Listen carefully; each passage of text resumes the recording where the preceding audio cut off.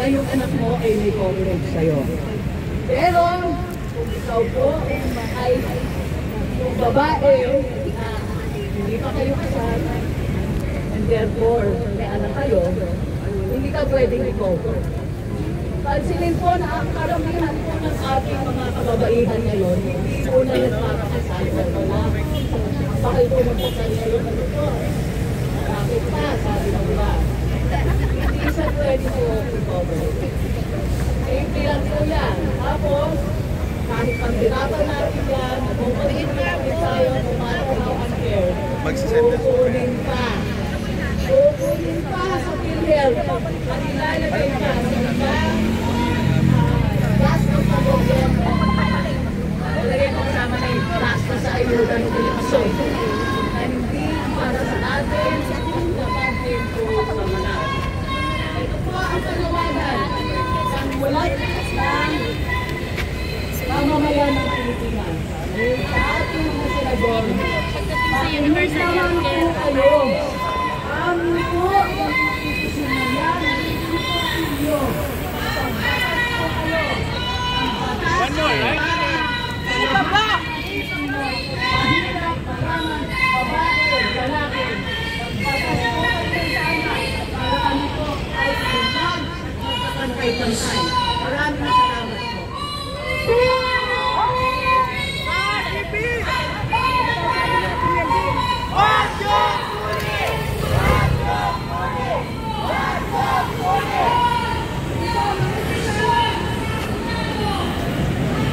So, update tayo ngayon dito sa labas ng Senate of the Philippines.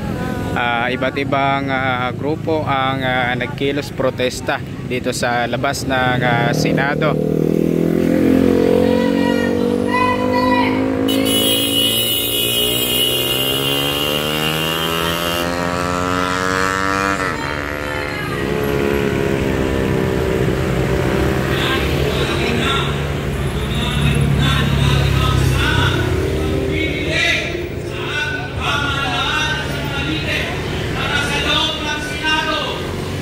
Ang ating konstitusyon, sumunod sa kanilang sinumpaan, tungkulin, pakinggan ang boses ng mamamayan. Ang ating panawagan, sundin ang konstitusyon, impeachment trial ngayon. Hinihiling natin ng mga kasamahan sa ating mga senado, sa mga senador, sundin ang kanilang sinumpang tungkulin sa bayan.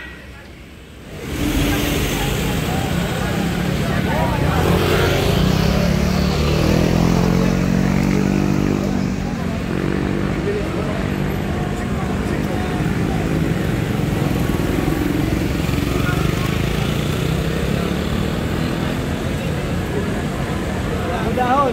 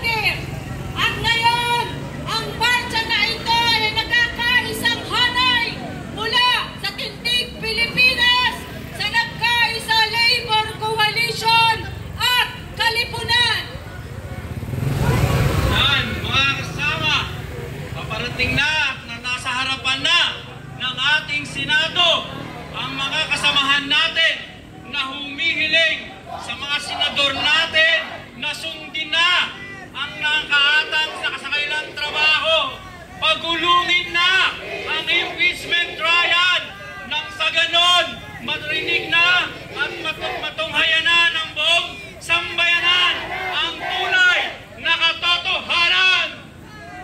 Ang sigaw ng nagkakaisang hanay, konstitusyon ipatupad, impeachment trial now na. At sa pagbubukas ng ating unang bahagi ng programa,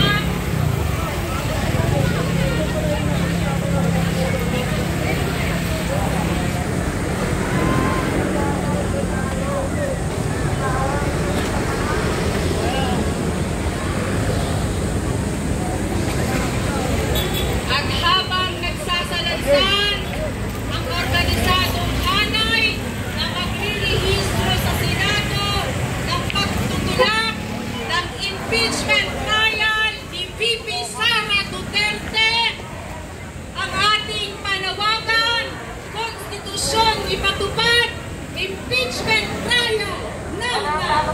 Sara Duterte, litisip! Sara Duterte! Litisip! Litisip! Sara Duterte! Chief Escudero, igalaw ang baso! Chief Escudero, Igalaw ang baso! Chief Escudero, Igalaw ang baso! Chief Escudero. Igalaw ang baso!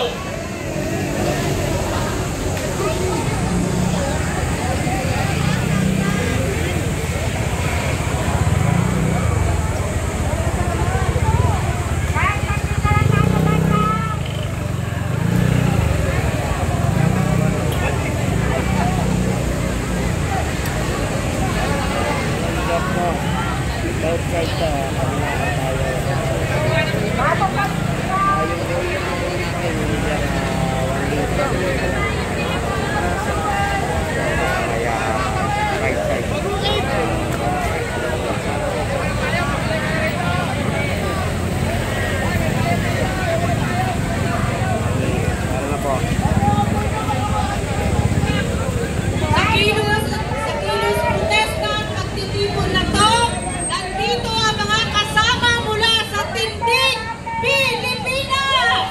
Kasama rin natin ang alyansa ng Samahang Pantao.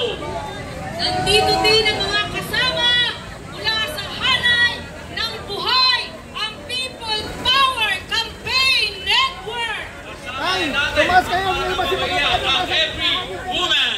Nandito rin ang mga kasama mula sa The CSO Guild!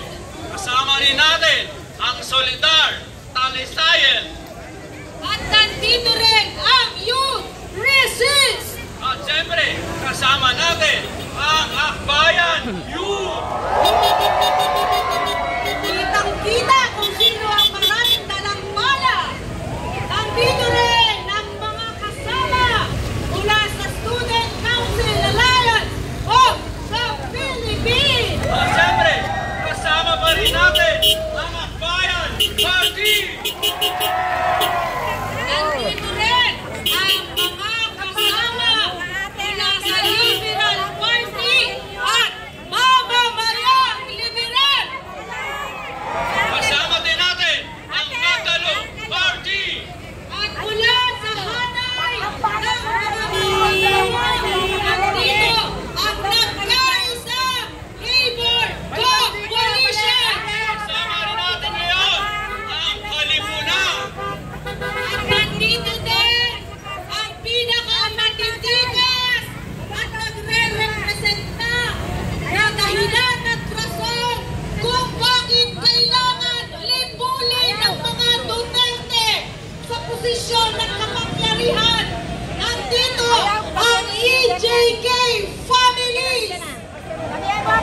Kasama rin natin